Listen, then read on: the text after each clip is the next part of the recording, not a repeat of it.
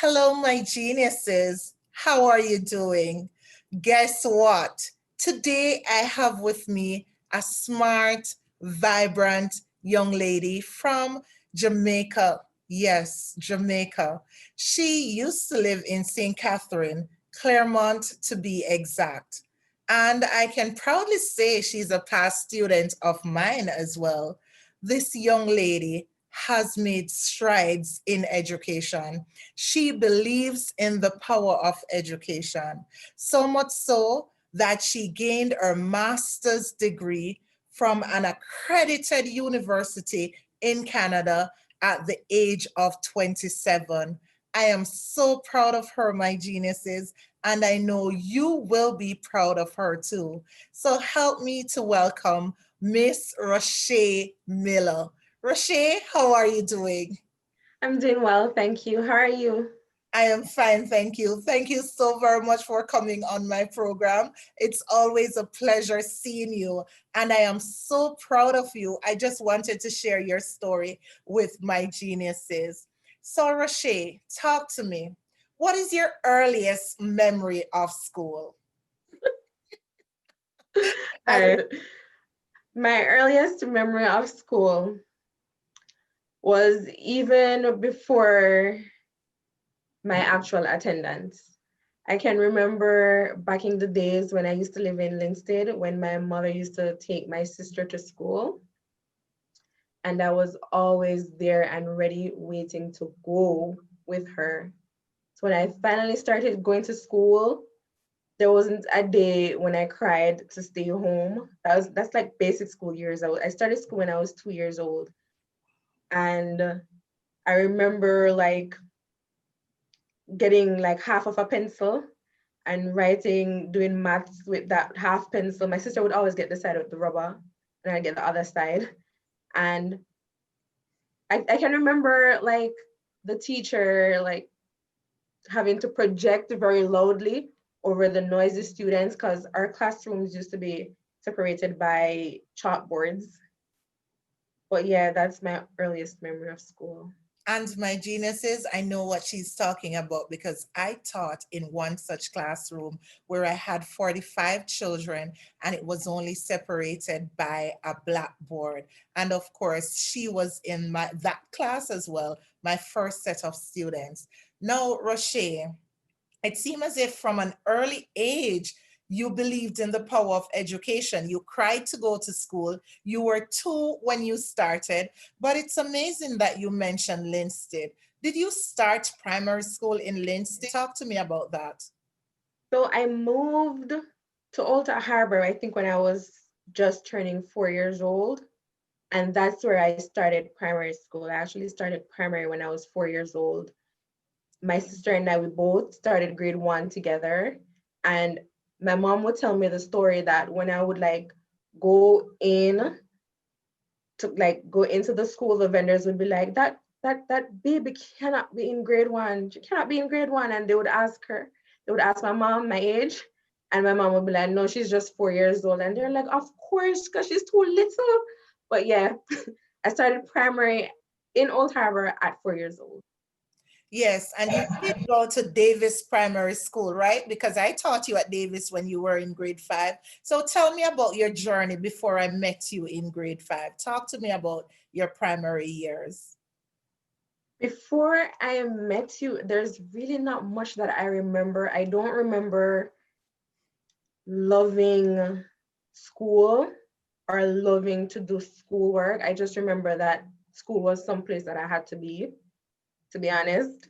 I remember the only thing that was really exciting about the years before grade five was just like basically lunchtime and going to girl guys and brownie meeting on Fridays or Thursdays after school. That was the only thing, to be honest, before grade five.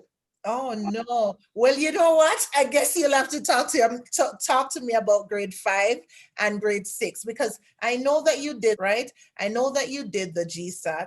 I know with school you were placed at as well. So you're going to tell my geniuses if when you did the GSAT, if you were placed at the school of your choice and what happened during your primary school years. So talk to me about grades 5 and 6 then.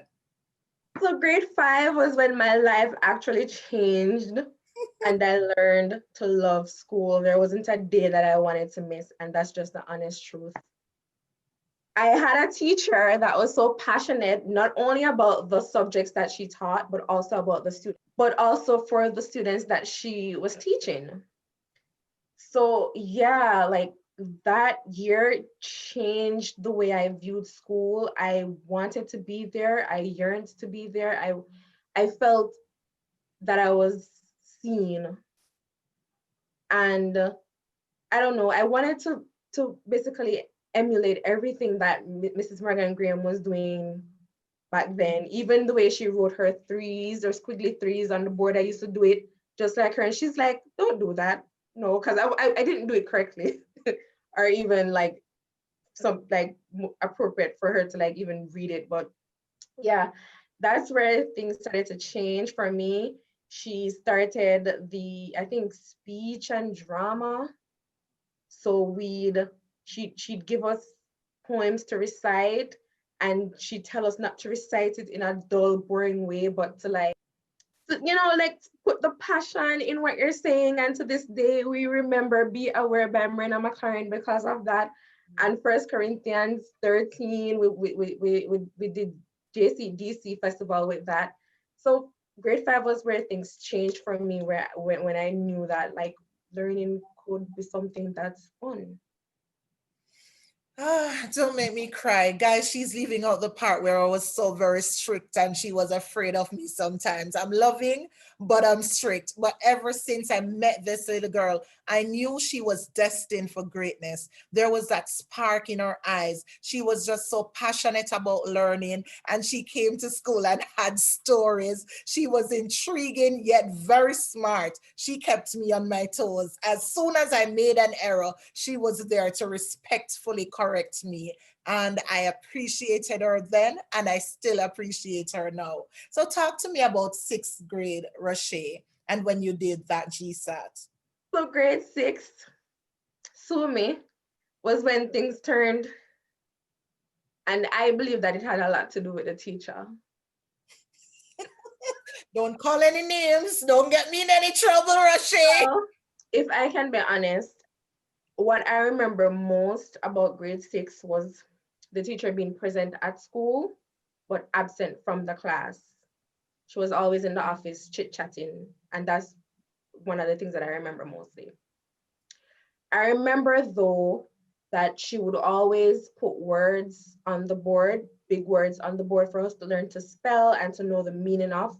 I can remember the word that I think that was the first time I came across the word pneumonia, catastrophe, pandemonium. So I remember those words, even the word rare. I remember those words, but I can also remember vaguely doing mathematics. We didn't learn a lot. It was mostly, we mostly did English language. We didn't, or I don't remember doing a lot of mathematics. I don't remember doing a lot of circumference. I don't, to this day, I don't think I know how to do circumference. But I Well, know how to use big words. well, thanks to that teacher, she is the intellect that she is today because it began from there with those words. All right, so we're going to give that teacher credit for that. And if you're watching, you know yourself, you contributed to her success. All right, so let us, Roger, you're something else. Now, you were also a prefect in primary school. What were some of your duties? I still remember you in your neat little uniform, well clean. My duties, basically, my duties were to basically keep the other students in line in the absence of the teacher. I remember in grade 5, I was responsible for a grade 4 class, and in grade 6, I was responsible for a grade 6 class. And it was really kind of fun because ever since my second year in grade 1, I've had like that role where I would help other students in terms of like reading, or I was designated to help those students from my second year in first grade straight up to grade 6. So by the fifth grade and the sixth grade, it came naturally, where like hoping to teach, or like being a substitute teacher per se, was almost like second nature at that point in time. See what I'm telling you, my geniuses? That young age, she was responsible for helping other students. She was paving the way for her success. So, Rashay, talk to me about GSAT. Did you get the school of your choice, and how did you feel when you heard your placement? So for GSAT, I did not get the school of my choice.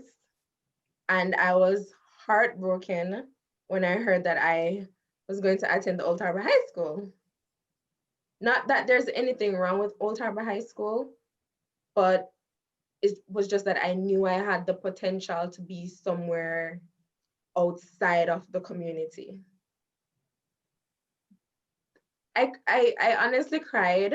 I can remember a lot of us cried, more than half the class.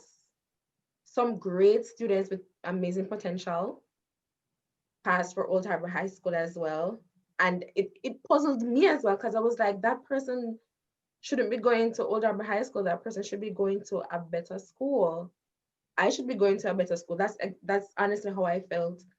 Well, I felt the same way at the time, guys. But what we have to take into consideration is that sometimes the ministry has some changes going on, and they'll place the students with those high 90s to a school in the community to build it. And to be honest, I must take credit. I think this is one set of students that went to Old Harbor High and made them into the school that they are today. Because even on School Challenge Quiz, I remember years ago, you were practicing, you were there participating in whatever they had going on. And now the school is one of those top schools. So sometimes the ministry knows what it is doing. And I think that was one year that they placed many students with high grades that would have been at Campion or one of those top schools in Jamaica at Old Harbor High. So talk to me about Old Harbor High. But before Old Harbor High, Roche, I know that your mom left you to go to England when you were about in grade 6. She wanted to provide a better life for you and your sister. So she left you with your dad. How did that make you feel? The first few months was horrific. I honestly think that was one of the reasons why I didn't pass for a better school, because I was really sad about it. I used to worry a lot. I would worry about her so much. Just the fact that, one day you have someone here with you all the time, and then the next day it's just phone calls, and it didn't suffice. It wasn't the same. So I was really sad about it. But at the same time, I'm glad that I have a father that's very present. Not many people have that. So it really did build the relationship and the bond between myself and my father. All right, beautiful. And I know now you and your mother, well, I've always had a great relationship, and she's very visible in your life. In fact, I know we'll talk about you graduating from university in Canada with your master's degree, and she was right there present. But before we get to that, Roche, what were you like in high school? What kind of student were you? I wasn't much different. But I don't think I was much different from the student that I was in primary school. I was still very focused on the schoolwork. I wouldn't say that I was overly smart, because I didn't care that much.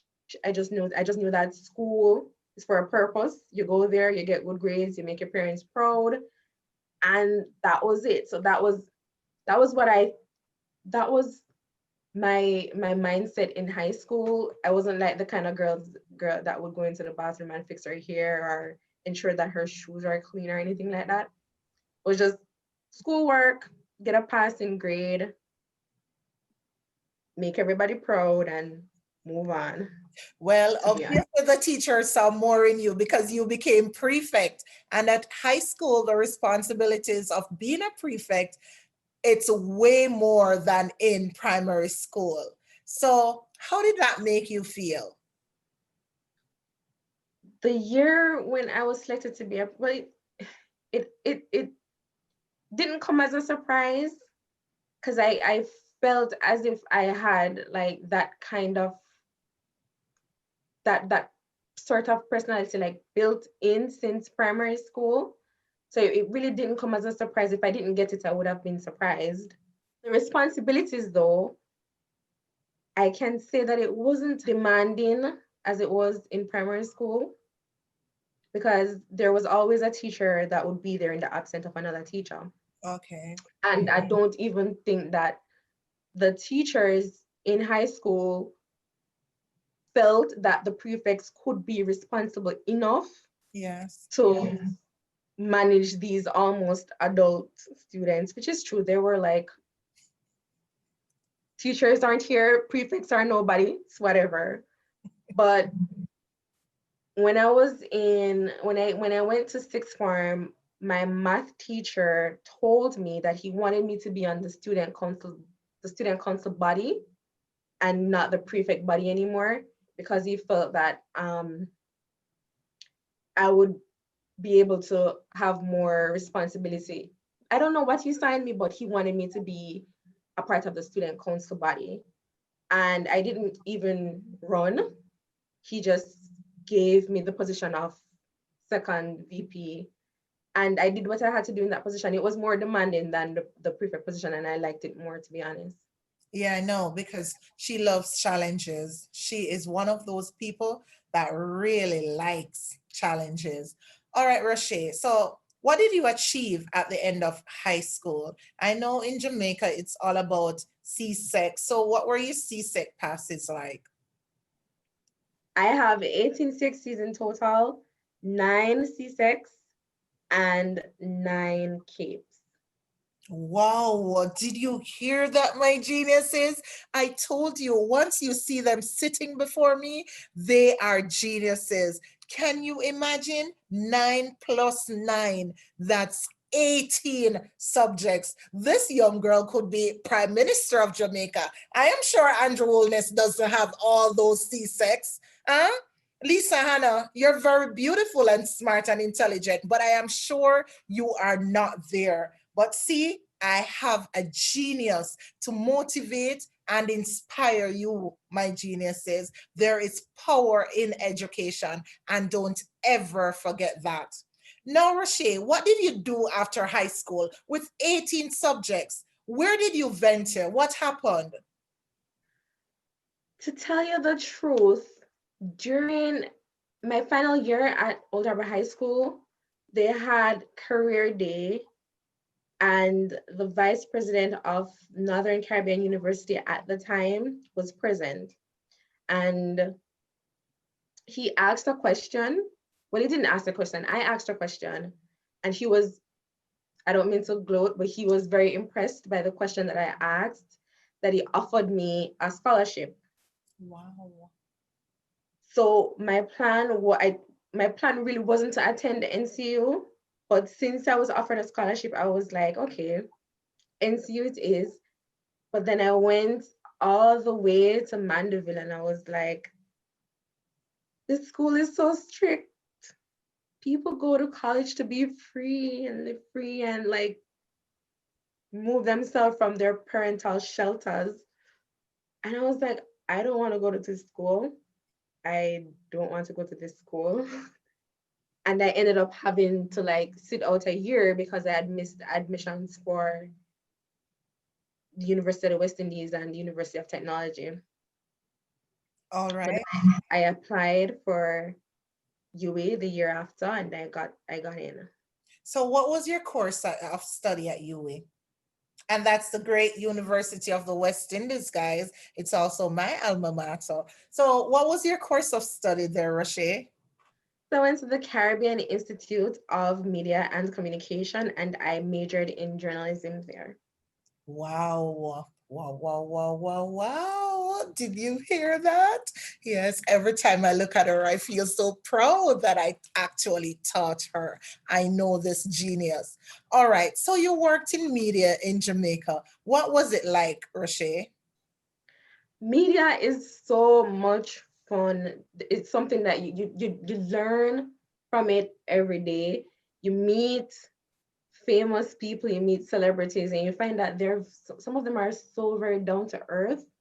I loved it. I loved every minute of it. It was very fulfilling. And during the holidays, the major companies would send you like gifts and stuff. They send you like perks. I loved it. It just didn't pay well, but I loved it. All right, you see her honesty? I like it. She's brutally honest. So did you feel as if that was your purpose and you were fulfilling your purpose in life? I did feel like that was my purpose. Um, for the longest while, I can remember wanting to become a television producer, wanting to like put my ideas on paper and being able to see it come alive on the television, even though people would be like, Shay, you talk a lot, you should be a lawyer, you're always debating, do la. And I'm like, no, I think my calling is to become a television producer. So from television producer to Canada, how did you end up in Canada, Roche? So I always knew that I wanted to do my master's degree, and I always knew that I wanted to at least have a year experience living in a different country. So when I put the two together, I was like, why not use one stone to kill two birds? So I decided to study in Canada. All right, and that study, at which university did you study? I went to the University of Ottawa. Oh, beautiful. And there you graduated with a master's in? She's very Communication. humble, guys, so I have to be drawing it out of her. Can you feel I'm me drawing it sorry. out? Come I'm on, talk sorry. to me, Roche. So I graduated with a master's degree in communications. Communication, master's degree, 27. Not many people achieve these accolades at such young age, my geniuses. And I am honored to present to you Roche because usually you'll hear about these people, you'll see them on television, but you don't have them face to face, this real with you. And I am telling you, it doesn't get better than Roche Miller. So talk to me, Roche. What encouragement would you give to young people in Jamaica and the world at large about the power of education? Ever since the fifth grade, I can remember you telling us that education will basically take us places. And I've always had that at the back of my mind that it would be through education where I'd be able to go places. So wanting to learn, wanting to get good grades took me to University of the West Indies. And from the University of the West Indies, I can remember Professor Livingston saying that if we want to make it to the next level, this is where we have to like put in the actual work because nobody's going to really look at anything before university. So you need to put in the work here in order, if you want a scholarship to go abroad, or if you want that big position job or anything like that. And there's this quote by Nelson Mandela where he says something like, education is the most powerful weapon which you can use to change the world. And it helps a lot when you know what you're talking about, because as bad as it might sound, people ask you about your background, they ask you about your level of education to know how to treat you. So you just have to be mindful, and you have to like grasp knowledge anywhere you can at any level that you can and use it to propel yourself to a higher place or a higher level. Did you hear that, my geniuses? Solid words. And as I used to tell them, and I still tell my students every day, attitude is a little thing that makes a big difference. And your attitude will determine your altitude. And your altitude, my geniuses, is how I or how far you go. And you can see Roche is going really high, high up in the sky, all the way to Canada. And she's going very far because of the power of education. So my geniuses, these are things that you must take into consideration. Education cannot be decay. I taught them that little gem and I still remember I use it every day. People will take away all your earthly possession, but nobody can go in your brain and take your education out. Some of the people that influence your overall success, your life, Roche, you can call names here. Definitely Seymour Gridley Miller, that's my mom, and Godfrey Miller, that's my father. And like to do good work and get good grades, put that smile on my dad's face used to make my day. Mrs. Katie and Morgan Graham, that for me is where the foundation all began. That's where I actually developed a love for learning. There is Miss Tanya Rose. There is my French teacher from the University of the West Indies, and also Mrs. Mornan Green, who she's also from the University of the West Indies, and she would mix a bit of life lessons into her teachings. And that, in such ways, the love that these teachers had for what they were for their job made me want to learn from them. And as small as that may sound, it made a big difference for me. That's beautiful. That is just beautiful. So, Roche, I know that you now work for the government of Canada. What's your position? You don't have to tell us where, just what is your job title? Right now, I'm the marketing coordinator, the digital marketing coordinator. So in this position, I'm responsible for all the social media aspects, from creating posts to scheduling the posts to creating and scheduling ads and collecting data from those ads. Beautiful, wonderful, Roche. Roche, I'm coming down because I know you have to get your rest to go to work tomorrow. But for those of my geniuses looking on, and I have a lot of male geniuses, they would want me to ask you, is there a special person in your life, Roche? No. Oh no, no, no, no, no, no. Don't tell me that. I was expecting a big yes. I was expecting a big yes. You're beautiful. You're smart. You're talented. Oh, I bet by this, your Instagram, your Facebook, everything will be blowing up after this interview. You cannot be available with all the statistics that you possess. You're like the complete package. My genius is out here. This is your chance, but you better come good. All right. Roche, are you happy?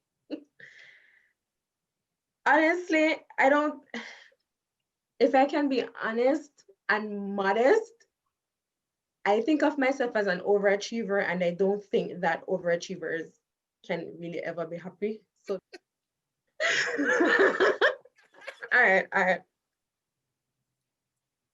I'm very pleased with where I am right now. That many people didn't get the start that I did. You know, because you have your parents who are there to say, go to school, you have to go to school to get an education, but that's what they're there for.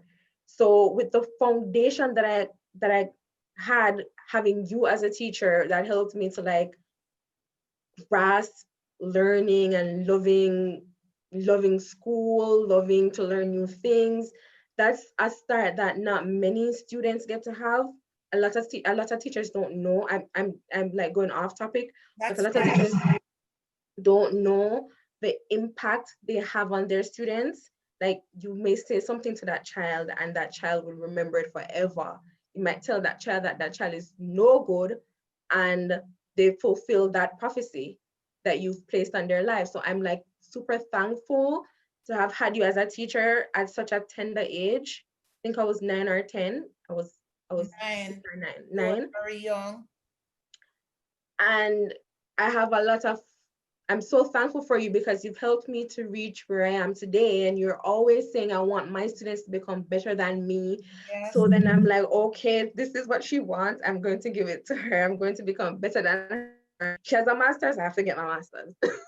And of course, I consider her better than me. Believe me. Yes, I think so. This girl is so smart that when I was working on my book, The Immigrant Child, I could have called many teachers, many of my colleagues to edit my book for me, but I had enough confidence in Roche for her to do it. And she stayed up night after night. And what I didn't see, she saw it and she edited my book. And when you buy a copy of this book, you will realize that in the acknowledgement, the first name that is there is, of course, Rashay Miller, this little genius that you see sitting in front of you. Guys, stories like this are not made up. So you'll see her name in right there at the top. Yes, Rashay Miller. This is the Rashay Miller, guys. Rashay, what is next for you? Honestly, I don't know. It for me, I want to say that I don't know. I want to learn a trade now. But really, I really don't know what's next for me. I think what is next for her? Oh, I'm looking at the crystal ball. And Me I too. think what is next for Roche is going to be a very nice husband that loves her unconditionally and a child or children as smart as she is and as she was as a child. So, Roche, your future looks bright coming from who, Madam Cadian. All right, but Roche, anything you want to say? My last remarks. Thank you for being such an amazing teacher. You know that you've touched the lives of so many children across the world. You know this, and you know that there's a huge body of us that cannot thank you enough for being that difference, for being the difference in our lives, for being that different teacher, for being the teacher who actually cares. Thank you for that.